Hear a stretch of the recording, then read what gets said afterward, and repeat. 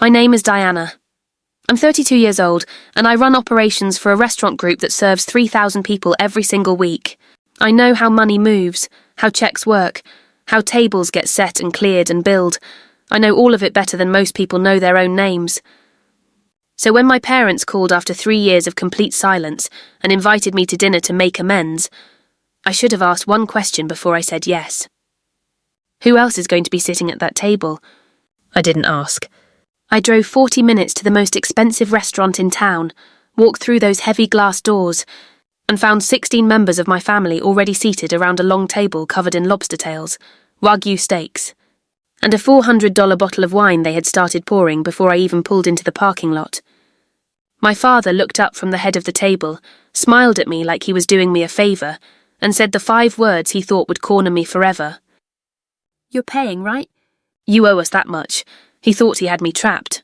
He had no idea what I had already done while I was in the bathroom, and he had no idea what his own credit card was about to tell the entire family in about 15 minutes. Before I tell you what happened at that table, you need to understand who I was before that dinner, because that's the version of me my family was counting on, and it's the version I had already quietly stopped being. I started bussing tables at a steakhouse in Knoxville when I was 17 years old, going to school the next morning still smelling like fryer oil. I worked my way up, hostess, server, floor manager, and by 30 regional operations director for 4 restaurants. I'm not rich. I have a paid-off 2-bedroom condo, a retirement account I never touch, and my one indulgence is sparkling water, still or sparkling. That's what I order every single time I eat out. Because when you grow up paying for everyone else's steak, you learn to keep your own tab small enough to walk away from. My first paycheck went to groceries. My tax refund went to my mother's dental work. When my dad's truck transmission blew, I paid for the rebuild and told him it was covered under warranty because I knew he'd never accept money from his 22-year-old daughter. When my sister Brooke got married, I covered the florist, the photographer, and half the reception, and then sat there smiling while my mother gave a toast about raising 2 strong girls and 1 bill, and I trained them to expect it, every single time, without asking twice. 3 years before this dinner, my sister Brooke decided to open a cafe. Not with a business plan, not with market research, just a dream she'd gotten from a place she'd seen in Charleston with exposed brick and a pretty menu. She was 26, had never managed anything in her life, and needed a $75,000 small business loan with a cosigner. That cosigner was supposed to be me. I asked to see the business plan first. Brooke didn't have one. I asked about her projected margins, her lease terms, her supplier contracts, and Brooke stared at me like I'd personally insulted her. My mother's voice went flat and cold. "She's your sister. You don't need a spreadsheet to love your sister." I said no, not because I didn't love Brooke, but because I'd spent 15 years in the restaurant industry, watching people pour everything they had into concepts with no foundation, and I knew exactly what $75,000 of someone else's debt feels like at 3 a.m. when the cafe is dark and the loan payment is still due. My dad stood up, pointed at the door and said the sentence that closed everything for 3 years. "If you won't help this family, you are not part of it." I drove home. The next morning I had been removed from the family group chat. Nobody called. Nobody texted. For 3 years I was the daughter who loved money more than her own sister, and the silence almost broke me. Not because they were right, but because I had been the family fixer since I was 17, and I had no idea who I was when nobody needed me anymore. The message came on a Tuesday morning while I was reviewing a vendor contract in my office. My phone buzzed, and I looked down and felt something cold settle behind my ribs, a notification from the group chat I'd been removed from 3 years earlier. Someone had added me back. My mother's message was warm, careful, and almost rehearsed. She said she and Dad had been doing a lot of reflecting, that they wanted to invite me to dinner at the Belvedere, to start healing as a family. Just the 4 of us. Her and Dad, me and Brooke, a small dinner and a fresh start. Then 30 seconds later, a second message arrived with the line that should have told me everything. "Family takes care of family, sweetheart. It's time we remembered that." I recognised those words immediately. She used to say them when I was 19 and she needed my server tips to cover the electric bill. When I was 23 and Dad needed a cosigner on his truck. When Brooke's first apartment fell through and I quietly paid the deposit without being asked. Family takes care of family had always meant exactly one thing in my house. Diana takes care of the family. I noticed she hadn't said sorry. She hadn't said we were wrong. She said it was time to heal in a passive voice. No subject, no one responsible, and I typed back, "I'll be there," and set my phone face down on the desk and went back to my olive oil contract, pretending my hands weren't shaking. Dressed simple on purpose that night, black slacks, a grey blouse I wear to vendor meetings, flat shoes, and the small silver watch I bought myself the year I made regional director. I played no music on the 40-minute drive. My hand stayed at 10 and 2 the whole way, and somewhere around the highway merge. My stomach started tightening in a way I recognised, the same feeling I get when a walk-in cooler fails on a Friday night, and I know the next 6 hours are going to hurt. I almost turned around at the exit ramp. Almost. But I kept driving, and when I pulled into the Belvedere's parking lot, I started counting cars. My dad's truck, my mum's sedan, fine. Then my Aunt Linda's white Buick, Uncle Greg's SUV. My sister Brooke's hatchback with the bumper sticker from the cafe that had closed 11 months after it opened. 3 more cars I recognised. 2 I didn't. 9 vehicles total for what was supposed to be 4 people. My stomach dropped before I even opened my car door. I sat there for 2 full minutes, engine off, hands on the wheel, reading the sticky note I'd pressed to my steering wheel that morning. 1 dinner, then home. The smart thing would have been to reverse out of that lot and drive 40 minutes back to my condo and eat leftover soup and forget any of this ever happened. But I was 32 years old and I'd spent 3 years learning how not to run, and I was not going to start running again in a restaurant parking lot on a Thursday evening. The ET. Hostess led me through the dining room, and I could hear them before I could see them. Laughter, clinking glasses, my Aunt Linda's unmistakable cackle cutting through every other sound in the room. Then I turned the corner and saw the table. 16 chairs, every single one filled except the one at the far end, directly across from my father. White linen, heavy silverware, candles in low crystal holders, lobster tails fanned across crushed ice, Wagyu sliders on a tiered stand, a charcuterie board the size of a coffee table, and in the centre, a bottle of wine I recognised from vendor tastings, a 2016 Saint-Emilion Grand Cru, retail around $400, already half empty. They'd been there at least an hour before I arrived, ordering everything on the menu that didn't require a second mortgage, and before I sat down, the hostess leaned close to me and said quietly, "Your father put a card down to hold the reservation, just so you know. We require one for parties over 12. I filed that detail the way I file every operational fact, silently, completely, permanently. His card was on file. He'd secured the table, and yet I already knew before I pulled out my chair, before my mother stood up with both arms open and the whole table burst into actual applause like I was a returning soldier and not the daughter they'd ghosted for 1,000 days. I already knew the bill was never supposed to land on him. My father is the kind of man who orders for the table, not asks, orders. He waved the waiter over, a young guy barely out of his teens named Nathan, and rattled off additions without glancing at a menu. Another round of lobster tails, 2 more Wagyu plates, another bottle of the Bordeaux, the good one, loud enough for the tables on either side to hear. Then he pulled his credit card from his wallet and held it between 2 fingers like a magician showing the audience a coin before the trick. "Put it all on this," he told Nathan. "We're celebrating tonight." I watched him tuck the card back into his wallet with a little pat, the way you pat a dog that's performed well, and something felt wrong immediately. Because I'd grown up watching this man argue over the price of a muffler, watching him return a shirt because the sale tag was missing. Raymond Mayfield did not order $400 bottles of wine. He did not wave credit cards like flags. The car in the parking lot was the same truck from 5 years ago, with a dent in the rear quarter panel he'd never fixed. My mother's coach purse, the one she'd carried since I was in high school, sat on the chair beside her with a cracked strap held together by a safety pin. They were performing solvency, both of them, performing it hard, and the show was aimed entirely at me. "Look how well we're doing, Diana. Look how little we need you." Except they needed me so badly they'd invited 16 people to a $400 a bottle restaurant to make sure I couldn't say no. The small cut started around the second bottle of wine, Aunt Linda leaning over to say, "Must be nice running all those fancy restaurants while the rest of us clip coupons." Cousin Megan asking if I ever felt guilty, living so well, while my parents were going through a rough patch I'd never been told about. And Brooke, without looking up from her phone, adding she wouldn't know, she hasn't been around, each comment landing with the precision of something rehearsed. Not scripted exactly, but aligned the way a choir finds the same note without a conductor. I excused myself around the 40-minute mark, locked the bathroom door, pressed cold water against my wrists, and that's when I saw it, a phone on the edge of the marble countertop.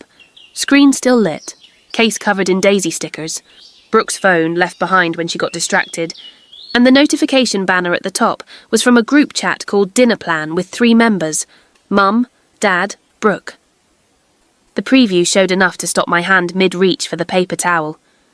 I picked up the phone the way I'd pick up a vendor invoice that didn't add up, not angry, not surprised, just confirming what the numbers already told me, and I scrolled up and read my mother's message from 4 days earlier in full.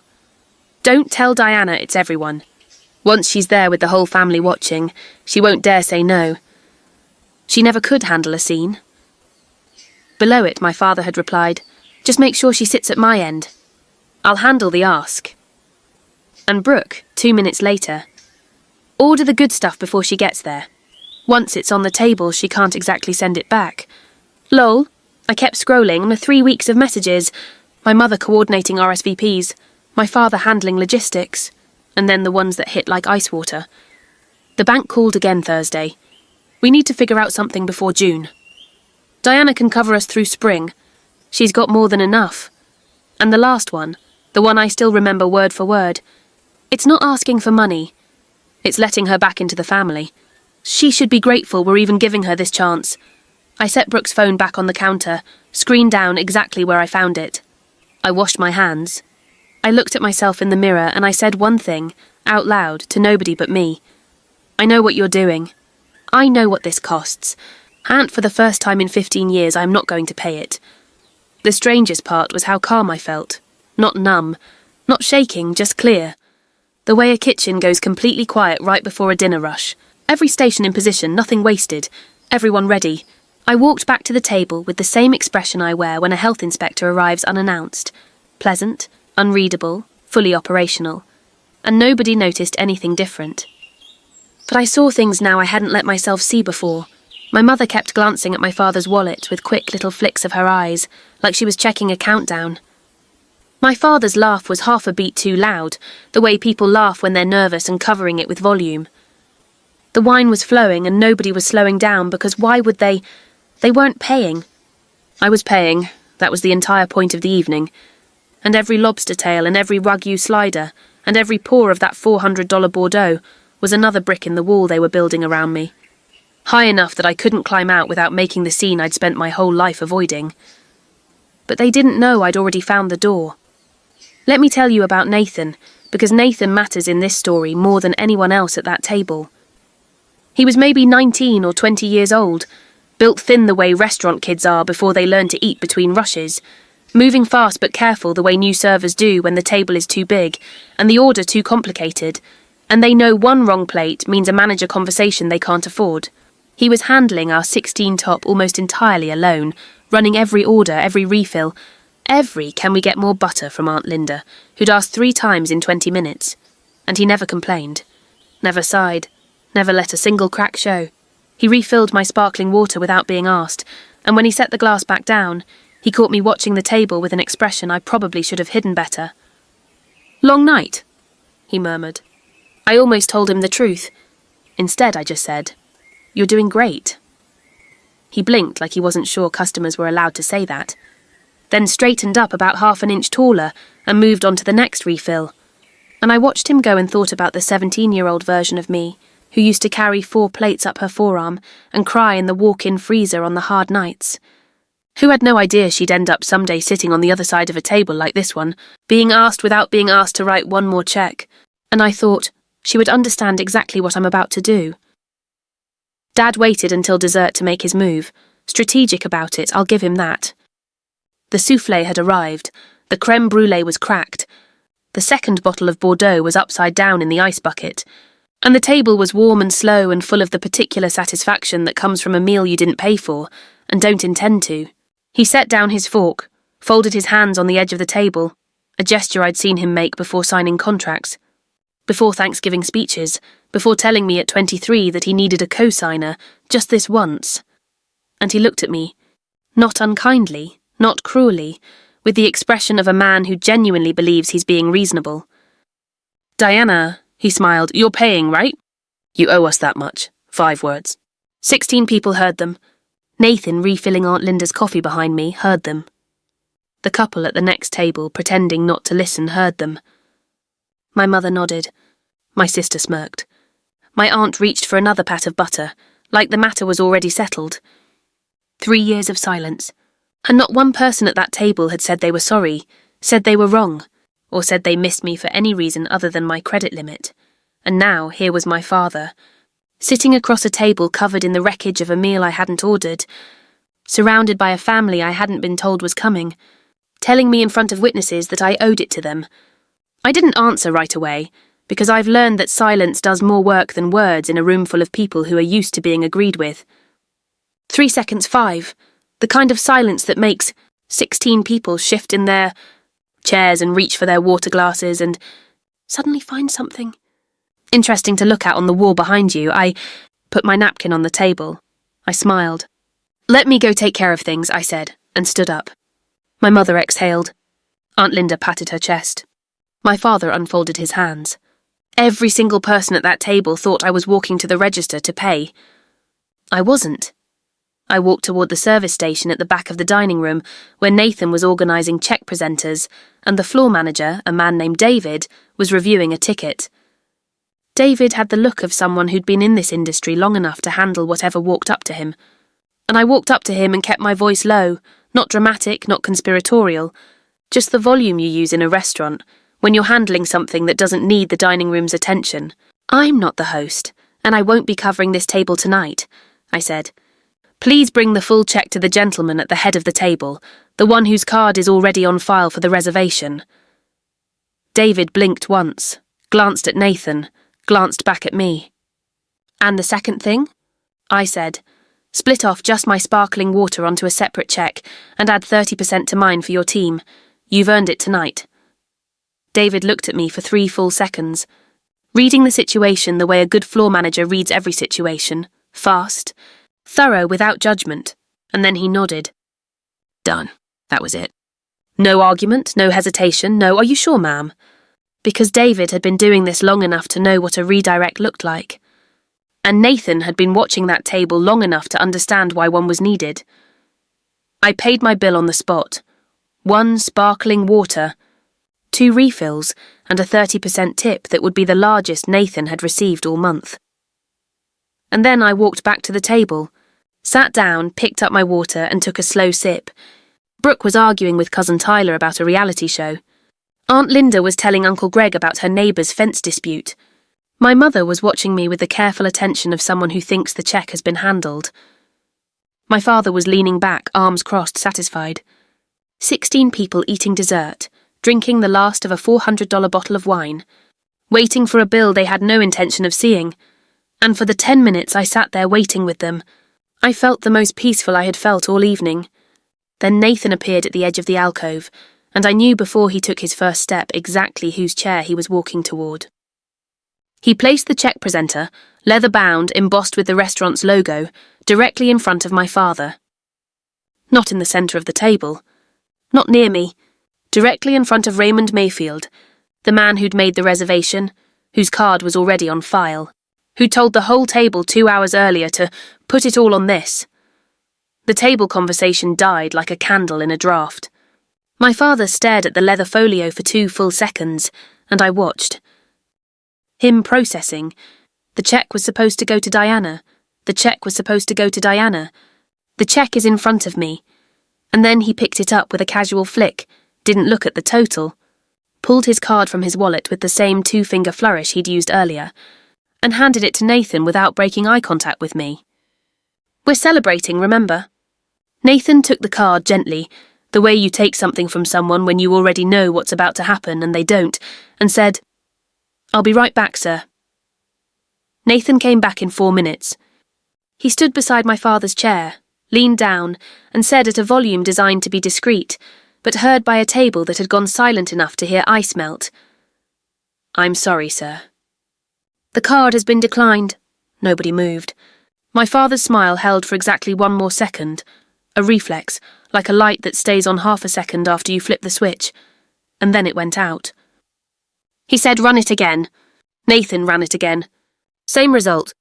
Dad reached into his wallet, moved through the slots, pulled out a second card, then a third from behind his driver's license like a last bullet in a chamber he'd forgotten he loaded. Nathan came back a third time and didn't need to speak. His face said everything, and my father looked at him, then looked at me, not with anger, not yet, but with the raw, unguarded expression of a man who has just realised in front of every person who matters to him that the net he'd been counting on was gone, and the ground was exactly as hard as he'd always feared. He looked at me the way you look at a lifeboat that is pulling away from a ship you are still standing on. I picked up my sparkling water, took 1 sip. "Set it down. I don't owe you," I said. "I never did." His chair scraped back against the hardwood with a sound like tearing paper, and my mother started crying, not the quiet kind, the performative kind, with gasps and volume and enough theatre to recruit sympathy from the tables around us. And Brooke slammed her hand on the table and said, "This is so typical." And Aunt Linda reached for my arm, and I said 1 word to all of it, no. Clear final, and without apology. My father's voice dropped then, and for 1 moment, 1 terrible, honest moment, he stopped performing and sounded like a man standing alone in a house with all the lights turned off. "Diana, please. We're drowning. I saw him. I saw the scared man behind all the performance. The father who'd lost his business and his pride and couldn't say it out loud until his credit card said it for him. And I ached. Genuinely, the way you ache for someone you used to love more simply than you do now. But then he added, 'And you'd let us?' And the ache stopped. Because even drowning, even in that moment of raw honesty, he was still reaching for my wallet instead of my hand. I stood up. Not fast, not dramatic, the way you stand when the decision is already made and you don't need the room's permission to leave, and I said, "Dad, I'm sorry you're struggling. I mean that. But this..." I looked at the table, the empty platters, the upside-down bottles, the 16 faces watching me like I was the villain in a story they'd rehearsed all week. This isn't asking for help. This is a trap. You didn't invite me to make amends. You invited me to make a payment. And if you need real help, I will sit down with you and a financial counsellor, and we will figure out a plan. No tricks, no audience, no lobster. But I am not paying this bill. I didn't order it. I wasn't told about it. And I don't owe it to you. Then I looked at my mother 1 last time and said, "You always told me family takes care of family. So why was I the only one who ever did?" Nobody spoke. I picked up my purse, walked past the busser, past the hostess, past those heavy brass-handled doors, and Nathan caught me near the coat check quietly and said thank you, and I touched his shoulder and said, "You're doing great," 1 last time. And then I walked out into the parking lot, sat in my car with the window down and the engine off, read the sticky note on my steering wheel 1 final time, opened the family group chat, scrolled to the bottom, tapped Leave Group, watched the confirmation appear, Diana has left the chat, and drove home in the same silence I'd driven there. Except this time the silence wasn't nervous. It was mine.